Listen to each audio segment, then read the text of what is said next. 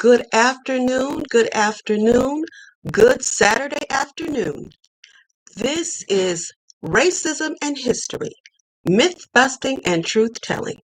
I am your host, Carol White, and I am also your life detox strategist. Now, I know that people have a lot of things to do on Saturday, so we are going to get started. And this week's topic is fear and hatred are the root causes of racism. Fear and hatred are the root causes of all toxic situations. It is more accurate, I believe, to amend this statement to read that fear, which breeds and feeds hatred, is the root cause of all toxic situations. It is most prevalent in our country's history of racism. Ever since Bacon's Rebellion of 1676, when the elite gentry instituted steps to diffuse the anger of poor whites by giving them the appearance of being equal to rich whites in the eyes of the law. They also set up an atmosphere of encouraging racism and hatred for Black slaves. The steps they used consisted of, but were not limited to, restoring the right to vote to the white landless, lowering taxes, making land available to ordinary whites by opening the lands that had been cleared by Bacon's Indian expeditions. Slaves replaced indentured servants as the main workforce. Laws were passed that both reflected and widened racism in order to separate poor whites and Blacks and ensured that there would be no more alliances. Interracial marriages were banned. Slaves were prohibited from buying their freedom. So now slaves had to remain slaves. There was no out. White servants could not be whipped on their bare backs, but Black slaves could. Now, the elite gentry, now emphasized white solidarity against the ever-increasing number of non-Christian alien Blacks. This mentality has remained in this country ever since. Let's fast forward to the post-Civil War Jim Crow era, where incidents of unprovoked white mob violence occurred against innocent Black communities. Now, there were 8 prominent incidents that stood out, but I'm only going to go into a couple of them. The first one was the Atlanta race riot in 1919. In an effort to disenfranchise the Black vote, gubernatorial candidates M. Hoke Smith and Clark Howell used their newspapers to spread the fear that whites would not be able to maintain their current social order if Blacks were voting. Now, other newspapers published false stories about white women being molested by Black men. Now, the result of this was a 10,000 strong white male mob beating and stabbing Blacks in the street, just indiscriminately killing people. The death toll, 25 to 40 Blacks and 2 white. Now you have the Greenwood, Tulsa, Oklahoma Black Wall Street riot. That lasted from May 31st to June 1st of 1921. Now you have to understand the Black Wall Street was an area that was home to Black businessmen, doctors, lawyers, realtors, and even some multimillionaires.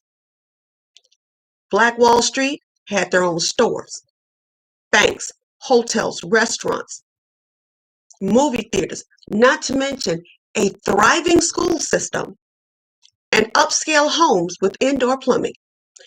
Say their own law enforcement system. Black Wall Street was self-sufficient. Black Wall Street was destroyed after a group of men from Black Wall Street attempted to protect a Mr. Dick Rowland, a young black man that was accused of assaulting a white woman in an elevator where he worked, from an angry white mob determined to lynch him. This led to the looting and burning of Black Wall Street, which comprised 35 city blocks. It also led to the imprisonment of all Black Tulsans in a prison camp for 8 days. 800 people were treated for injuries, and there were 300 deaths. The Washington, D.C. race riots, and I think this is going to be my last one. The unemployed whites, I'm so sorry. The unemployed whites were very envious of the few Blacks that had low-level government jobs, and they were very upset over the influx of Blacks moving into previously segregated areas. Now, add to this a rumor, an unconfirmed rumor about a Black man having raped a white girl. And you have white men that got dressed in their military uniforms going through the streets, randomly beating Black people in the street.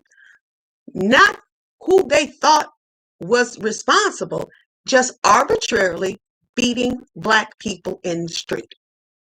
Now, when the police refused to intervene, the Black population fought back.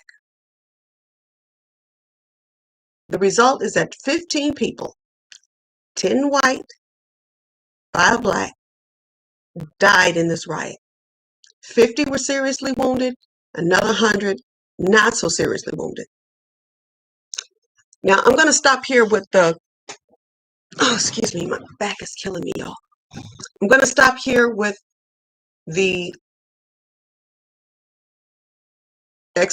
incidents of riots, because the one thing that we have to look at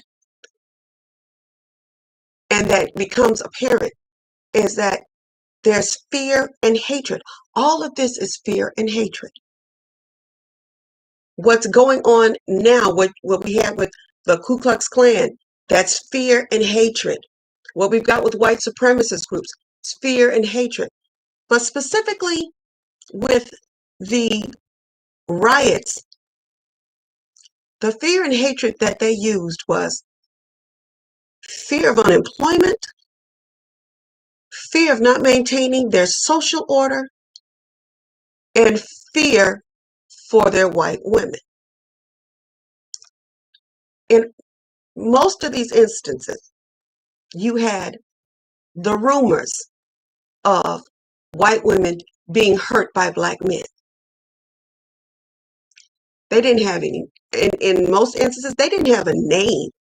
The only one name that they had was in the Black Wall Street riots, and they had yet to prove that he had done anything. He was just accused.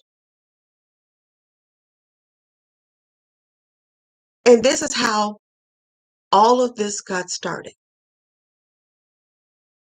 You make the poor whites fear losing their social standing. You make them fear losing the current social order, and you make them fear for their loved ones. And you have fear and hatred and racism. And that's all it really takes for you to feed a fear, increase the hatred, and there you've got your racism. That is all it takes. I ran across a quote because I know that there are going to be people telling me that I'm just race baiting and I'm spewing hatred and this doesn't solve anything. And the quote by an anonymous person, I found it in an article in the Chicago Defender. And here's the quote: "For anyone that has a problem with me bringing this information to light or bringing my perspective to light, it is a privilege to educate yourself about racism instead of experiencing it." Well, that's all the time I'm going to take up from you guys this Saturday. I want you to go out into this weather. It's getting better. Most of us are still snowed in. I know there's still some people in Texas that have to boil water and they're waiting for power. My prayers go out to you. For those of you that are still snowed in, the elderly and the infirm, my prayers go out to you. I hope there's someone that can come and dig you out if they haven't already. And my prayer is that we can sit down and calmly, somewhat calmly, talk about racism and talk about it to the point where we're coming to solution and not just going around in circles.